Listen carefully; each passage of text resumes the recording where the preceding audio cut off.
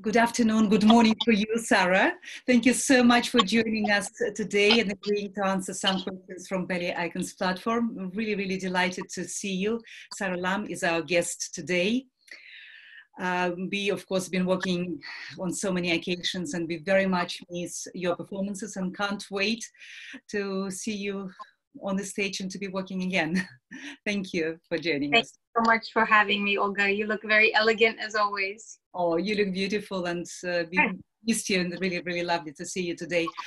Well, since these interviews during quarantine period, I will ask you our traditional question before we'll move on and speaking more about you as a person and as a dancer.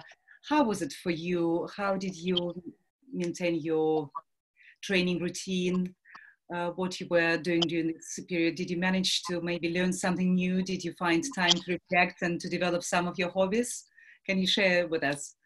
Sure. As personally difficult and sad it has been not to be on stage, I do know I'm so lucky. I have a family. I'm with my parents now and my husband, and we have a garden and we have what we need. So I'm very, very lucky, and we have our health, which is the most important. So I have to be very grateful for all my blessings, and I'm very cognizant of that every day. I really remind myself how fortunate I am. On the other side, being a dancer, of course, it's been difficult not being able to train properly. And one of the things I miss the most is my colleagues. I miss my friends and taking class with a group of people and rehearsing and working and dancing together. I've been trying to do my own class, and very lucky I am here that a friend has a studio and I'm able to use it very quietly for a couple hours a day. So I'm really lucky. But at first, when we flew to the United States, I did not want to endanger my parents. So I was staying at the empty house of a friend.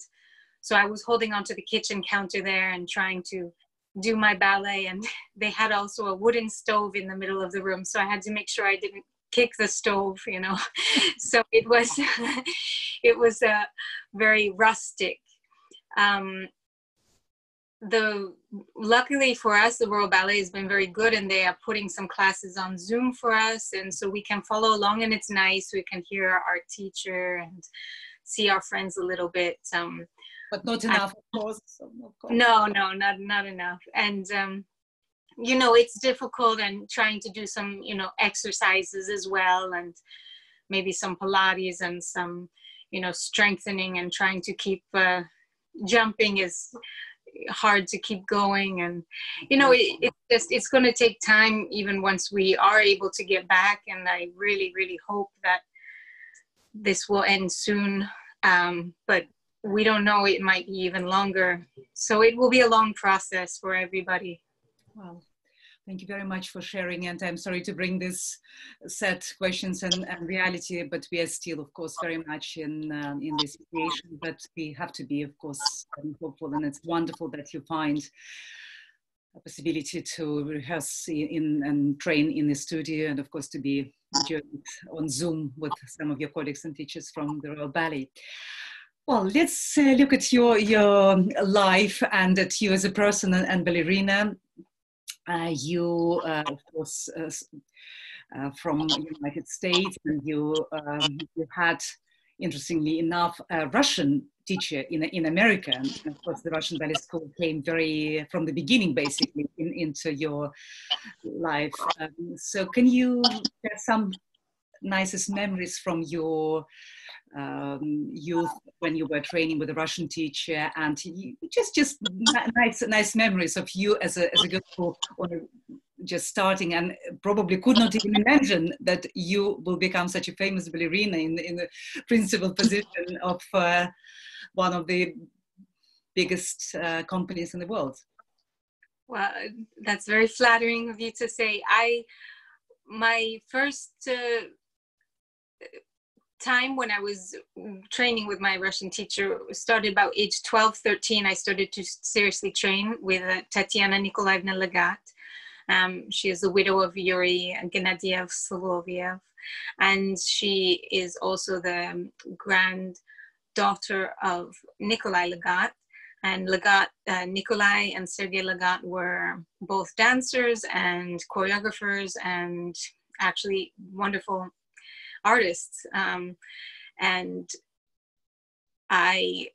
it took me time to realize how iconic her family is in the history of dance and Russian ballet and the theater in Russia. It's really like being part of royalty. Absolutely. So you sustain such a legacy from absolutely.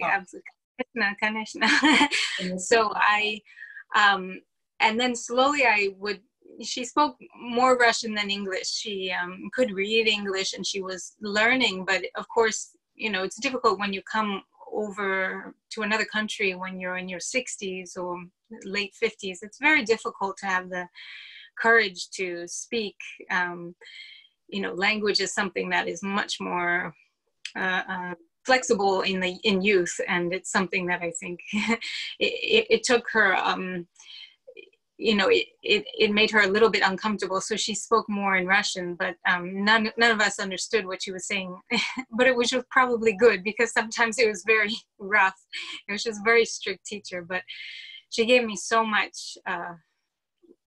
She gave us all so much of her passion and her dedication, and instilled in us the love of detail and the real discerning eye to think about our technique as being the vehicle through which you can excel and even surpass technique into artistry. And did you feel that you wished that maybe you didn't have such a strict teacher, or you realized that as hard it is, but this is the way to go, and you're really privileged that you can be her student? I have a very stubborn and competitive personality. So in a way, I almost, you know, if she was going to push me this hard, then I'm going to show that I can do it, you know. So I had that in me. But I do remember, I think sometimes that I would say, you know, why is it always me? Why is she always, you know, picking on me? And, you know, that's not fair, you know. But then you realize that the teacher is giving you attention for a reason. And if you were, you know, if it was a lost cause, then you would not be given any attention. It's a good sign that she's so great potential. Yeah.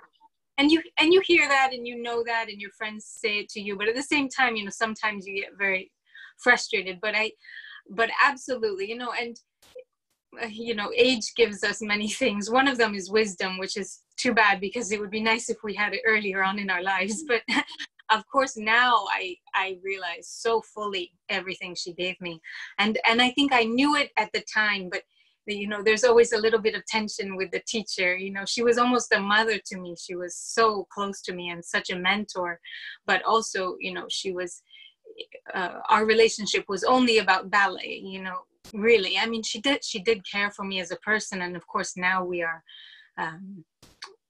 friends more in a more human way. But before, it was just so much of a student and a teacher, and our relationship was very so Russian, typical Russian.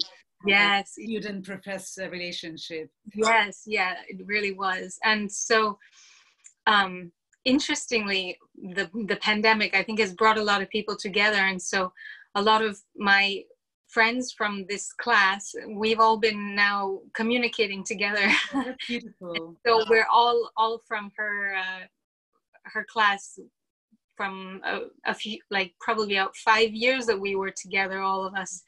And we became very close, and we still keep in touch. And really, she's the one who united us all, you know. That's beautiful. So you started, of course, in Boston, and then you came to London to the Royal Ballet.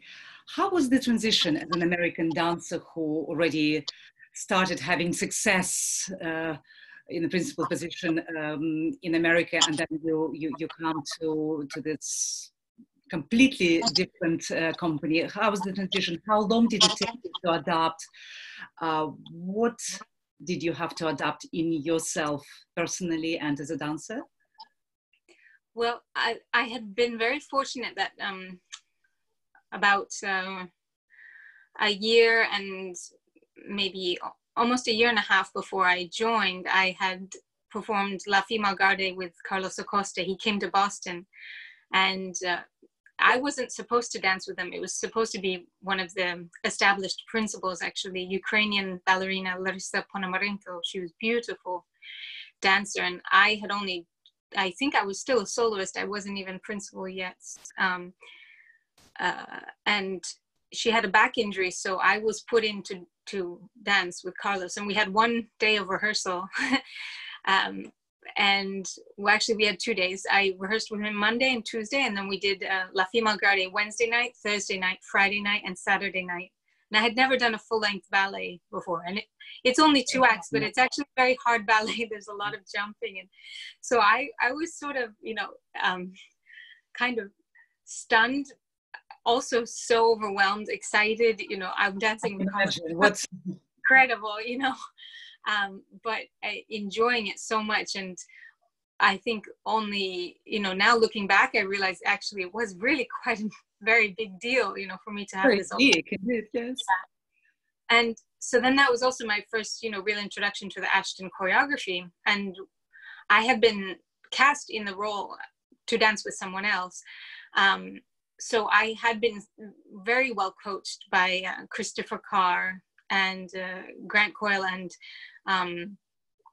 they came from London, and Alexander Grant, who had inherited the ballet, was there as well coaching. And so I felt like I had been very, very well coached in the ways that the style of, and I do see some of Ashton, it's not so different in some ways from, the real the real traditional port de bras of the Vaganova school. So there's a huge emphasis on the port de bras, on the movement of the body. And when, I learned that Ashton first, fell in love with watching Pavlova, I can see that, his initial love of dance was through this Russian ballerina who was world famous. I mean, absolutely, incomparable to anyone at this point in time, because her fame was just, it was just universal. And I think that initial love for him and that quality of movement he, has kept, and that was the, germination of his style of dance, which, is reserved in some ways. We can say is the British reserve, but then at the same time you had always any Ashton ballet, you'll hear the coaches say bend, bend, bend, because it was brought to you. This British school was brought to you before you came to London. So I had that. Yes. So I had that. So it didn't.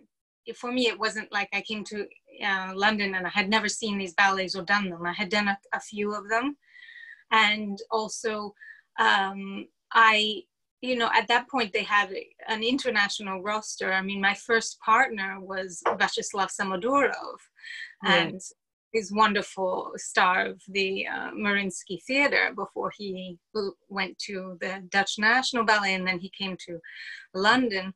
And we met the summer before I joined at a gala, and he was dancing with beautiful ballerina Larisa Lezhnina. And so we became friends. And so I knew him, and I think I knew one or two other people in the company. But it was, at first, I felt very much more closed and not as friendly as the American companies. They're used to a lot more turnover in America. So people automatically will be very welcoming and very friendly. And in London, they're not used to that many people coming into the company, and especially coming after they've been somewhere else. So you know, they're used to maybe 17, 18-year-olds joining, but not someone who was 23. So I had a, you know, a little bit of a hard time. But once I was accepted, you know, you are part of the family. So it was, I think, you know, a few months. And of course, one of the first ballets we did was La Fille Margaret, but I was not doing Lise. Now I was doing Lisa's friends. So this was hard for me to take, you know, but yeah. I think, you know, luckily the repetiteurs were the same and they knew me. And then actually the next year we did Fille Margaret again, and I was doing Lise. And all these transitions are in the past, because since then you've done so much, so many fantastic classical roles and contemporary, and which leads me now to the next question. How do you balance this repertoire, classical and contemporary? What is different for you in the preparation, doing the training, rehearsing, and actual performing? How different it is for you when you're doing classical roles and contemporary, and you're doing both so well. I love you doing beautifully classical roles, and of course you're amazing in contemporary repertoire. So can you tell us a little bit about this? Yes, I think again I must go back to my teacher, because I remember I think some people thought, oh, your teacher is so classical, she's so strict in classical, she would never be able to coach you know, a contemporary solo or modern solo. But when the first competition I did, I remember the choreographer, he did the solo for me, and she came and she was watching it, because she would have to coach me when we were doing the competition. And so after that, when we went to the competition and we were rehearsing right before, she was making me do so much more than the choreographer. I mean, she was making me do everything much bigger and more, with more force. And I mean, not in an exaggerated way, but I knew this is probably what the choreographer wanted, but she was making me do it even more. So in a way, it's, you know, the eye of detail and the eye of dance is not stratified into only, you know, classical, oh, I can only be a dancer when I'm standing like this, you know. You have the flexibility, the malleability, and you must have that chameleon-like quality to take on a new skin. I like this comparison, by the way. And to try it on and to almost disguise yourself. And, you know, some of the actors I admire the most are almost unrecognizable in one drama from another. And I just love that ability, and I admire it to really completely lose yourself in the character. Or, you know, if it's a piece with no character, you know, what is the essence? What are you projecting? What is the communication? What emotions? Yeah, it's an idea or it's a concept. You are the vehicle for this concept. Can you translate that? Can the audience feel that? Wayne McGregor produces beautiful concepts, and you yeah. doing them very beautifully. Yeah, I agree. And so I suppose one thing very different from a classical role, when I am doing Sleeping Beauty or something like that, you have in your mind all of the amazing dancers who have done it before and will do it after you. So you have this pressure sort of in your mind, because, you know, you're not the first Hamlet, you're not the first Othello, you know, you're not. So you have this kind of history and tradition, and sometimes it can become, sometimes it can come on too strongly. So you need to be able to separate yourself from that and just do it the best way you can. In some ways, it has never happened before you. Yeah, in some ways the contemporary ballet is more freeing, because especially if it's something new, nobody's seen it before, so you are their first taste of it. So if you're able to do it really well, then you will be, you know, in a way, you will be the archetype. Royal Ballet, of course, works with a number of absolutely stunning choreographers, and Wayne McGregor is one of them, and he's principal choreographer within the company, and you've done quite a lot of work. Yes. How is it dancing Wayne's choreography, and how is it working with him as a person? Well, I remember the first time I worked with him. He moves so different from anyone. I mean, I don't know. I've never seen really anyone be able to move like him, and it was a little bit intimidating. But even though no one can look exactly like him, and his movement is all very foreign because it's not ballet based at all. I mean, he's actually never done a ballet class. So I remember the first group of us, well, when I joined, my first choreography with him was Chroma. And I remember just thinking, I can't do what he's doing, but you have to at least try. And your complete dedication and effort, that's all he asks for. So you might not do exactly what he did, but you have done your version of it. And he chooses who he wants to work with, whom he would like to work, because he sees that your version is what he wants. He doesn't want 10 clones of himself. He wants your best, replication of what he's done. And then from there, even we go on and adapt things. And I just love working with him because he's incredibly quick and he's incredibly demanding, but I feel like I am able to rise up and meet him at the level that he needs. And so I just have so many memories of really enjoyable times in the studio. And I think he would agree as well that we've had some collaborations that have just fit so well. It's like putting on your own, kid gloves. It's like, oh yes, these were made for me, and that's how I feel in a way. I'm a huge admirer of his work, and it's very, very interesting to talk to you to get your impressions. Beautiful. Thank you so much for sharing. Sarah, your family was and still involved in a very, very special project, a charity project, which is really admirable. And you joined your parents in this project special camp for handicapped children, and you brought ballet into this camp. This is really, really amazing, the work you've done. Can you share a little bit, how was this process? How did you feel when you were working with this children with special needs? Yeah. And how did you feel at the end of the project when it was realized, and maybe you have some future ideas and plans what you would like to do in this camp, or some other charitable projects you can envisage? It's strange because it's so much part of my life that I don't even think about it as a project, really. My grandmother immigrated to the United States 1951, and she established this summer camp. It was the first overnight summer camp for children with disabilities in 1953. So it has been every single summer since 1953. But this summer we have to cancel it because many of the children have health conditions, and they need medical attention already. And there are so many carers, obviously counselors, we call them counselors, but there's a certain amount of medical needs as well. So it would just be absolutely too, of course. Yeah. But it is so sad because I feel like, we have not been as long as the Olympics, but it is really the first time it's ever had to be canceled. Well, this year, many things, everything did not happen or been postponed for the first time ever. It's been ever. Yeah.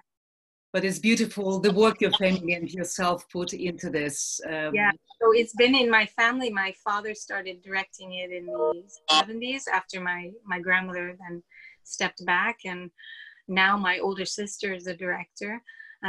My father is still very, very much involved, and the whole family is still involved. Of course, once I started dancing professionally, I was not able to be there as much. And once I moved to London, even less, because it's primarily in August. But after the 4 weeks, we would always do a play, and we started incorporating a ballet section of the play. And so I would dance with different different campers, and one year we even did an entire Rose Adagio with all the campers were my suitors, and we had the rose and everything. And so it was really, I mean, they were so excited too. And I would do, you know, not so, we didn't have a very structured dance class, but we would do a lot of stretching, and especially for some of the campers with a spastic cerebral palsy, you know, the stretching is so good for them, and it's something that they need every day, but it's sometimes not, you know, not part of their day, because the amount of effort and, you know, people to do this, it is, you know, very overwhelming. But at the camp, we are so lucky that we have so many wonderful volunteers, and we have horseback riding, we have swimming and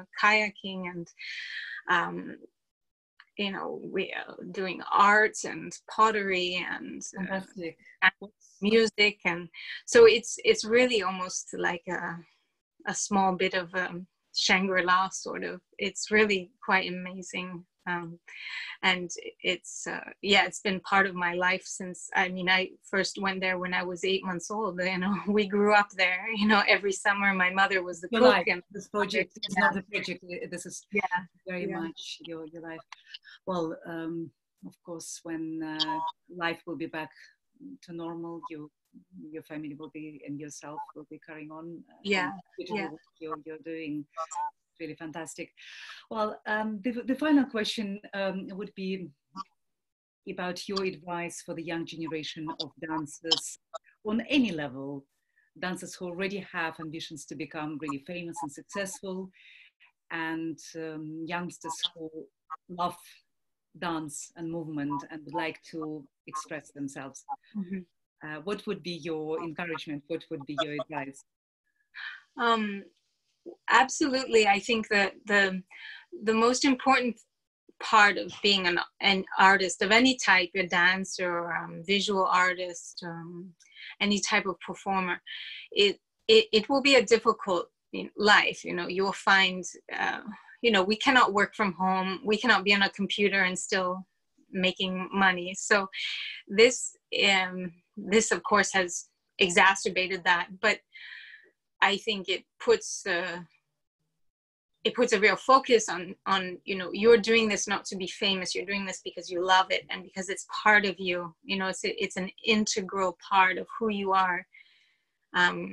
Anytime that I'm not able to dance, I feel like some part of my identity is missing. It is a very strange feeling, and of course I don't want to only be identified as a dancer. I want to be a full human, but it is so much part of my life that perhaps it cannot be taken away from. No, it cannot be. You're a beautiful dancer, and this is what you are. But I think that I would tell anyone who wants to be a dancer that, you know, it has to be so important to you that it will be more important than anything else. But it is important to not focus on it as if there is nothing else. So you must, you know, seek out other nourishment. You must read, you must educate yourself, you must try and learn as much about everything, because I think that it makes you a more interesting artist, and, you know, really appreciate the beauty of everyday life. And, you know, movement is around us all the time, just like many people now are hearing wildlife for the first time and hearing music, you know, through birdsong, which in a busy city we don't hear as much. So I think that, you know, it may sound you know, a little bit cheesy like we see in America, but, you know, I think you need to really think about making yourself into a fully interesting and a fully informed and a fully, I think, vital human. So you're not just simply a dancer, and you're not just looking for shapes, and you're not just looking for legs, you know, very high, and, you know, you're looking for more than technique, because you're using your technique to transcend your art and to make people feel something. And, you know, especially now we see that you know, if we have what we need, and so many people don't have what they need, but if we do have the luxury of having our basic needs met, then what else are we looking for? We're looking for this cultural nourishment. We're looking for art. We're looking for drama. We're looking for books. We're looking for things, music, to, you know, to enhance our life. Because if we are just eating and sleeping, that's not a life. It's very, very meaningful information to observe by young dancers. Thank you so much. Sarah, it's such a pleasure to see you today. Thank you so much for joining us, for answering questions. And as I said, and I will repeat, we cannot wait to see you performing, to be working with you again. And we stay positive and waiting for times to be back to normal and beautiful old times as soon as possible. Thank you so much. Lovely to see you. Olga. So lovely to see you too. Bye-bye. Thank you so much. Yeah. Thank you. Bye. Bye. Bye.